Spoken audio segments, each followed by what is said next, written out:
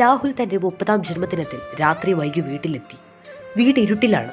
അവൻ ലൈറ്റിട്ടപ്പോൾ ഡൈനിങ് ടേബിളിൽ ഒരു വലിയ കേക്കും അതിനടുത്ത് ഒരു കവറും ഇരിക്കുന്നു. അവൻ കവർ തുറന്നു.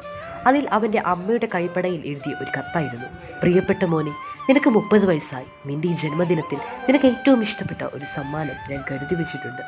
അത് നിൻ്റെ അച്ഛൻ്റെ പഴയ അലമാരയ്ക്കുള്ളിലുണ്ട്. രാഹുൽ അലമാര തുറന്നു.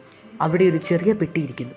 അവനത് തുറന്നപ്പോൾ അതിൽ ഒരു പഴയ വാച്ചും ഒരു കഷ്ണം കടലാസും ഉണ്ടായിരുന്നു. ആ കടലാസിൽ ഇങ്ങനെ എഴുതി: ഈ വാച്ച് നിൻ്റെ അച്ഛൻ്റേതാണ്. അദ്ദേഹം മരിക്കുന്നതിന് മുമ്പ് നിനക്ക് നൽകാൻ ഏൽപ്പിച്ചതാണ്. രാഹുൽ ആ വാച്ച് കയ്യിലെടുത്തു. പെട്ടെന്ന് അവൻ്റെ ഫോൺ ബെല്ലടിച്ചു. അവൻ്റെ അമ്മയാണ് വിളിക്കുന്നത്. അവൻ ഫോൺ എടുത്തു. അമ്മ കരഞ്ഞുകൊണ്ട് പറഞ്ഞു: മോനെ, എവിടെയാ നീ? വീട്ടിൽ കയറരുത്. ഞാനിപ്പോൾ CCTV നോക്കിയപ്പോൾ നമ്മുടെ അലമാര ആരോ തുറന്നിരിക്കുന്നു. നിൻ്റെ അച്ഛൻ്റെ ആ വാച്ച് അവിടെയില്ല. ആരോ വീട്ടിലുണ്ട്. ഞാൻ ഹോസ്പിറ്റലിലാണ്. വേഗം അവിടെ നിന്ന് പോകൂ. രാഹുൽ പെട്ടെന്ന് തന്നെ സ്തംഭിച്ചു നിന്നു, പേടിച്ചുപോയി.